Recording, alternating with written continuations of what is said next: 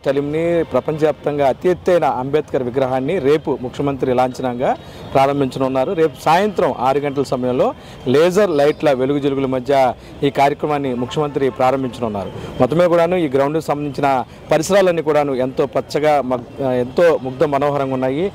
దీనికి సంబంధించి గ్రీనరీ కానీ దానికి సంబంధించిన ఏర్పాట్లు కానీ కూడాను పెద్ద ఎత్తున మున్సిపల్ కమిషనర్ కానీ ఇతరుల సిబ్బంది కానీ చాలా జాగ్రత్తగా ఈ ప్రాంతంలో ఉన్న గ్రీనరీ అంతా కూడాను డెవలప్ చేయడం జరిగింది. సుమారు 19 నుంచి 20 ఎకరాల విస్తీర్ణంలో ఈ మొత్తం కూడాను స్వరాజ్ మైదానం ఉన్న నేపథ్యంలో దానికి సంబంధించి ఏర్పాట్లు జరుగుతున్నాయి. ఈ లెఫ్ట్ సైడ్ మీరు చూసినట్లయితే ఆ కార్యక్రమం సంబంధించిన ఏర్పాట్లు కూడాను నిర్వహించడానికి పోలీసులు అలాగే ఎవరైతే పోలీస్ కమిషనర్ కానీ డీసీపీ సాల్గుండి కానీ పోలీస్ సిబ్బంది కానీ రేపు ముఖ్యమంత్రికి సంబంధించిన ఏర్పాట్లకి సంబంధించి అన్ని రకాల ఇబ్బందులు లేకుండా కూడాను ప్రాంగణం వద్ద భద్రతా పరంగా చర్యలు తీసుకొని ఉన్నారు. అయితే మొత్తమే కూడాను ఆంధ్రప్రదేశ్లో ఇటువంటి మంచి కార్యక్రమం అంటే గతంలో రాష్ట్ర ప్రభుత్వాలు చాలా వరకు ఉన్నా సరే ఎవరు కూడా కనీసం అమరావతి లాంటి ప్రాంతంలో ఎటువంటి నిర్మాణాలు కూడాను చేయలేని పరిస్థితి ఉంది. నేపథ్యంలో గౌరవ ముఖ్యమంత్రి చాలా ఏదైతే అంటే ఒక రకంగా కమిట్మెంట్తో ఈ విగ్రహ నిర్మాణానికి కూడాను రాష్ట్ర ప్రభుత్వం నిర్మాణం చేయడం అనేది నిజంగా కూడాను అందరూ హ్యాట్సాప్ అంటున్నారు. మొత్తమే కూడా లోపలికి మనం వెళ్ళినట్టయితే ఇది ప్రధాన ద్వారం అని చెప్పొచ్చు. ముఖ్యంగా ఈ ద్వారం గుండా లోపలికి వెళ్తుంటే ఒక సుందరమైన కనీసం ఏదైతే 20 అడుగుల వరకు కూడాను ఈ ప్రాంతం అంతా కూడాను రాజస్థాన్ గ్రానైట్తో చాలా అందంగా కూడాను తీర్చిదిద్దడం జరిగింది. మరి పక్కన లెఫ్ట్ సైడ్ దీనికి సంబంధించి కూడాను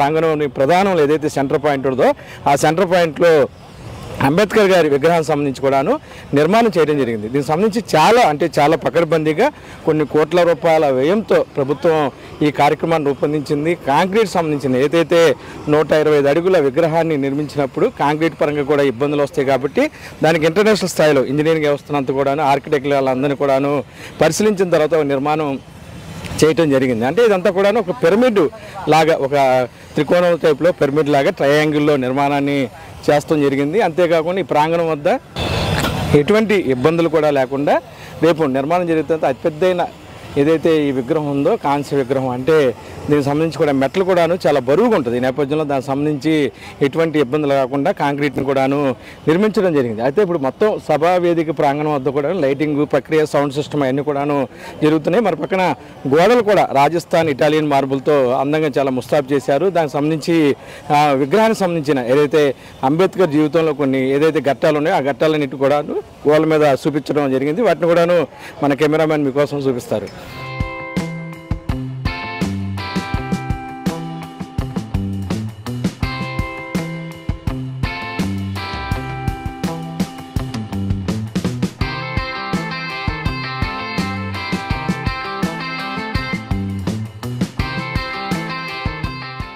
ఏదైతే అంబేద్కర్ గ్రామీణ ప్రాంతం నుంచి ఏ విధంగా ఎదిగారో దానికి సంబంధించి కూడాను ఏదైతే ఆయన లైఫ్ హిస్టరీ మొత్తం కూడాను చక్కగా ఏదైతే బొమ్మల రూపంలో ఇదంతా కూడాను అచ్చులు పోసి ఎంతో సుందరంగా కూడా ప్రాంతాన్ని తీర్చిదిద్దడం జరిగింది. దీనికి సంబంధించి ఏర్పాట్లు పెద్ద ఎత్తున కూడాను రాష్ట్ర ప్రభుత్వం నిర్మించడమే కాకుండా అంటే ఇది చాలా ఛాలెంజ్గా గౌరవ ముఖ్యమంత్రి చాలా ఛాలెంజ్గా ఈ కార్యక్రమానికి శ్రీకారం చుట్టాడని చెప్పొచ్చు. మొత్తం కూడా గ్రౌండ్ మొత్తం మీద కూడాను ఒకసారి మీరు కలిగి తిరగగానే ఆయన లైఫ్ స్టోరీ ఏ విధంగా ఆయన ఎదిగారు, ఏ కాలేజీ చదివారు, ఏ స్కూల్లో చదివారు, ఆయన లైఫ్ హిస్టరీ మొత్తం కూడా వచ్చేలాగా ఇవన్నీ కూడా బొమ్మలు రూపొందించింది. రాజ్యాంగం సంబంధించిన నిర్మాణం ఏదైతే అప్పుడు జరిగినప్పుడు కూడాను మనకి రిపబ్లిక్ సంబంధించిన దృశ్యాలు కానీ అప్పట్లో స్వాతంత్ర సమృద్ధులు ఇవన్నీ కూడా చాలా న్యాచురల్గా వీళ్ళందరూ కూడాను ఏదైతే కేవలం పుస్తకాల్లో మాత్రమే మనం చూసే అవకాశం ఉంటుంది వాటన్నిటిని కూడాను తీర్చిదిద్దడంలో ఆర్కిటెక్టులు చాలా గొప్పగా పనిచేశారని కూడాను మనం చెప్పవచ్చు. మొత్తం కూడా ఏదైతే సభ సంబంధించి అంబేద్కర్ విగ్రహానికి సంబంధించి ఒకసారి గ్రౌండ్లో నుంచి మీరు బయటికి వ్యూస్ వస్తే చాలా అందంగా రెండు నెమల మధ్యన దానికి సంబంధించి కూడాను ఒక ఫౌంటైన్ అనమాట. ఫౌంటైన్ ఏదైతే మనకి ఢిల్లీ లాంటి ప్రాంతాల్లో రెడ్ కిల్లా అటువంటి ప్రాంతాల్లో ఒక ఆర్కిటెక్ట్ ఏదైతే కొండరాల మధ్య నుంచి కూడా జలాశయాలు వస్తున్న ఒక ఆర్కిటెక్ట్ రెండు నెమల మధ్యన కూడాను చాలా అందంగా తీర్చిదిద్దడం జరిగింది. మన కెమెరామ్యాన్ దానికి సంబంధించిన విజువల్స్ కూడా మీకు చూపిస్తారు. అంటే రెండు కూడా గ్రీన్ పికాక్ దానికి సంబంధించి మొత్తం కూడాను అంటే ఇది సాయంత్రమే ఈ కార్యక్రమాన్ని ఎందుకు ప్రారంభోత్సవం చేయాలని ముఖ్యమంత్రి అనుకున్నారంటే ఖచ్చితంగా ఒక ఏదైతే లేజర్ లైటింగ్లు కానీ ఆ ఎఫెక్ట్లో కానీ చాలా అందంగా ఈ ప్రాంతం ఉన్న నేపథ్యంలో దానికి సంబంధించి కూడాను సాయంత్రం అయితే ఆ లైటింగ్ ఎఫెక్ట్ ఇక్కడ ఉన్న ఆర్కిటెక్ట్ పనితనం అంతా కూడా లైట్లో లేజర్ విద్యుత్ కాంతుల మధ్యన కార్యక్రమాన్ని ప్రారంభించే అవకాశం అయితే ఉన్న నేపథ్యంలో పూర్తిగా దానికి సంబంధించి ఏర్పాట్లు కూడా చేయడం జరిగింది. దానికి సంబంధించి కొన్ని కిలోవాట్ల విద్యుత్ కూడాను ఈ ప్రాంగణం కొరకు ప్రత్యేకంగా లైన్ కూడా వేసి విద్యుత్ని ఎప్పుడు కూడాను 24 గంటలు అందించే చర్యలు తీసుకోవడం జరిగింది. ప్రస్తుతం నేను ఏదైతే మెయిన్ డోర్ సంబంధించి కూడాను లోపలికి వెళ్ళే ప్రాంగణం వద్ద ఉన్నాను. నాతో పాటు మీరు కూడా లోపల రావచ్చు.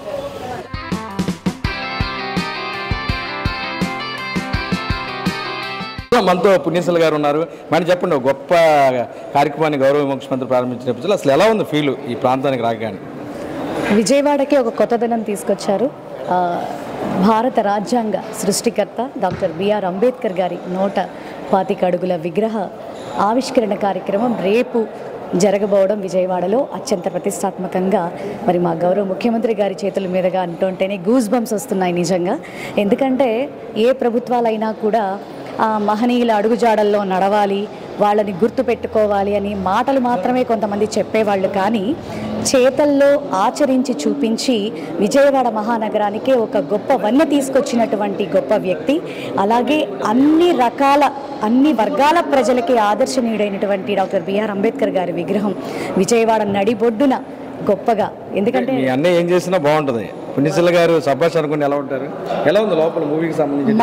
మా అన్నయ్య ఏదో చేశారు అని కాదండి, నిజంగా ఇంత బాధ్యతగా మరి 2021 డిసెంబర్ 21న శంకుస్థాపన చేసినటువంటి ఈ ప్రాజెక్ట్ని 2 సంవత్సరాల కాలంలోనే పూర్తి చేసేసి మరి ప్రజలకు అందించడం అంటే మామూలు విషయం కాదు.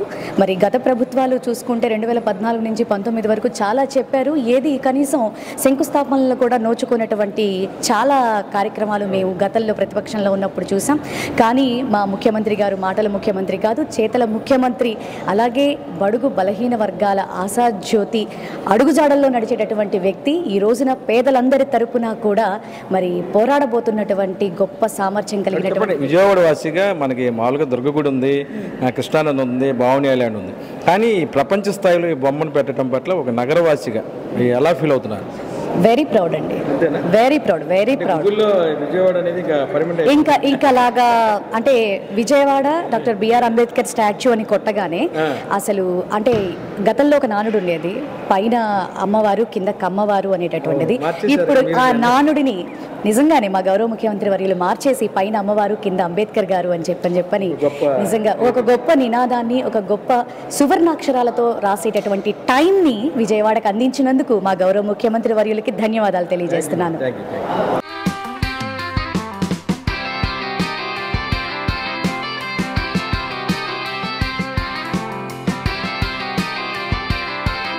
ప్రస్తుతం మనం ఏదైతే అంబేద్కర్ జీవిత చరిత్ర సంబంధించి కూడాను ఒక థియేటర్లో మూవీ లాగా కూడాను గౌరవ ముఖ్యమంత్రి కానీ ఇతరులు వచ్చినప్పుడు కానీ ఎవరైనా సరే రోజు రెగ్యులర్గా వచ్చి విజిటర్ కోసం ప్రదర్శించడానికి ఉంచారు. Journey of doctor BR Ambedkar అనేది, అలాగే అంబేద్కర్ సంబంధించిన statue video journey of doctor BR Ambedkar అని కూడా రేపు ఇవన్నీ కూడాను ఏదైతే ఈ థియేటర్లో ప్రదర్శిస్తారు పూర్తిగా కూడా డాల్బీ డిటిఎస్ సిస్టంతో ఈ థియేటర్ని నిర్మాణం చేశారు. చాలా చక్కగా ఏంటంటే చాలా వరకు కూడాను జాతీయ నాయకులు ఏదైనా ఫ్రీడమ్ ఫైటర్ సంబంధించి ఏర్పాట్లు చేసినప్పుడు కూడాను దానికి సంబంధించి చాలా లైట్గా తీసుకుంటారు. కానీ అనువనువు కూడాను చాలా బాధ్యతగా అధికారులందరూ కూడాను ఈ కార్యక్రమాన్ని రూపొందించడం జరిగింది. ముందు నుంచి కూడా ఈ ప్రాంతంలో స్పెషల్ సెక్రటరీ శ్రీలక్ష్మి గారు ఉన్నారు. ప్రత్యేకంగా కార్యక్రమం సంబంధించి కానీ అన్ని డైరెక్షన్లు ఇవ్వటం, అనుకున్న టైంలో ఈ కార్యక్రమాన్ని ఏర్పాటు చేయడంలో కూడాను అందరూ అధికారులందరూ కూడాను చాలా బాధ్యతగా పనిచేశారని చెప్పొచ్చు. ఒక ఈవెంట్ ఏదైతే సీలింగ్స్ కానీ చూసినట్లయితే సౌండ్ సిస్టమ్ కానీ ఏసీ కానీ అన్నీ కూడా ఎవరైనా సరే ఒక అంబేద్కర్ దళిత బడుగు బలహీన వర్గాలకు చెందిన వ్యక్తిని ఇంత గొప్పగా ఎక్స్పోజ్ చేసి ఏదైతే అంబేద్కర్ పుట్టిన ప్రాంతంలో కూడాను అటువంటి ఏర్పాట్లు ఏ రాష్ట్ర ప్రభుత్వం కూడా చేయలేదు. కానీ గౌరవ ముఖ్యమంత్రి ఒక మంచి ఈవెంట్ని ఆంధ్రప్రదేశ్ ప్రజలకి అందించారనేది అందరూ చెప్తున్నారు. మానసిక స్వాతంత్రమే అసలైన స్వాతంత్రం అనే నినాదంతో ఏదైతే లిఫ్ట్ ప్రాంతంలో మనం చూసినట్లయితే లెఫ్ట్ సైడ్ ఒక ఫ్లెక్సీని కూడాను ఏర్పాటు చేశారు.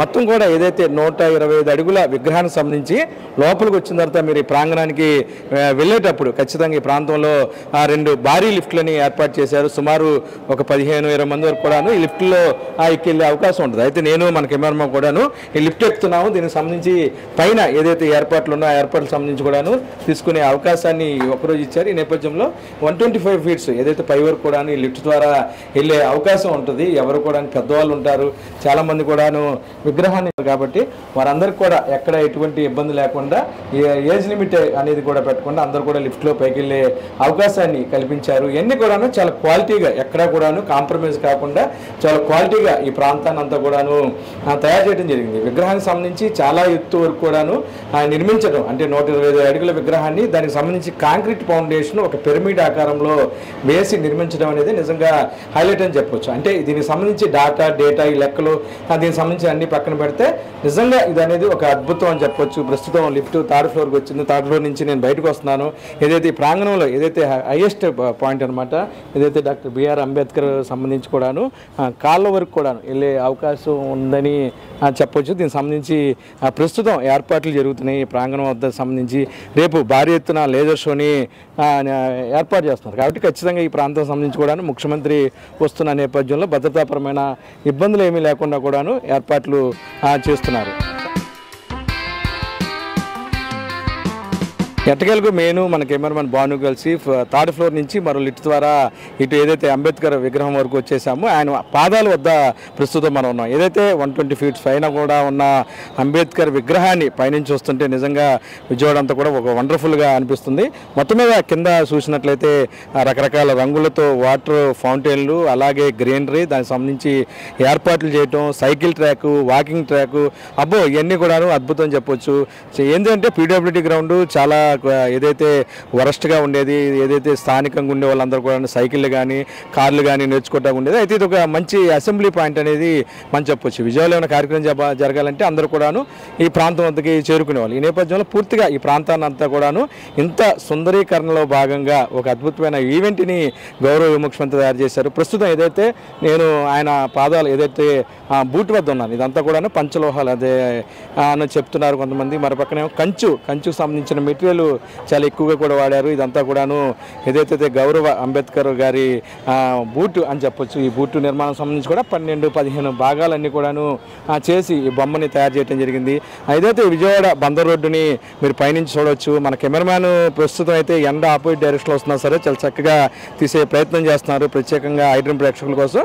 రేపు ముఖ్యమంత్రి అక్కడ నుండి ఏదైతే ఎదురుగుండా మీకు విజువల్స్ కనిపిస్తున్నాయో ఆ ప్రాంగణం వద్ద నుండి ఆయన కూర్చొని ఆసీనులు అవుతారు. ఇక్కడి నుంచే ఈ బొమ్మకు సంబంధించి కూడా లేజర్ షో జరుగుద్ది. దీనికి సంబంధించి అత్యంత ఖరీదైన లేజర్ లైట్లు కూడాను మీరు వరుస క్రమంలో పేర్చారు. వాటిని కూడాను మీరు చూడవచ్చు. ఏంటంటే ఇది కనీసం ఒక లైటింగ్ వేస్తే సుమారు 5-6 కిలోమీటర్ల వరకు కూడాను లేజర్ కిరణాలు ఆ లైట్లు దూసిపోయే పరిస్థితి ఉంది. ఈ నేపథ్యంలో పూర్తిగా కూడాను లైటింగ్ చాలా అద్భుతంగా ఉందని చెప్పొచ్చు. నిన్న ట్రయల్ రన్ నిర్వహించారు. ట్రయల్ రన్లో కూడాను మంచి లుక్ వచ్చింది బొమ్మ. దీనికి సంబంధించి కూడాను చాలా బాగుంది. విజయవాడలో ఎప్పుడు కూడా ఇంత ట్రాఫిక్ జామ్ అయ్యే ఆ పరిస్థితి బందర్ రోడ్లో లేదు. చాలా వరకు కూడా ట్రాఫిక్ జామ్ అయ్యే పరిస్థితి ఉంది. అంటే ఇంత ఒక అద్భుత నిర్మాణం ఎవరైనా సరే ఒకసారి చూడాలనిపించే ఒక అద్భుత నిర్మాణాన్ని ఆంధ్రప్రదేశ్ గౌరవ ముఖ్యమంత్రి జగన్మోహన్ రెడ్డి గారు ఒక రకంగా విజయవాడ ప్రజలకి ఇది ఒకటి గౌరవం అని మనం చెప్పొచ్చు.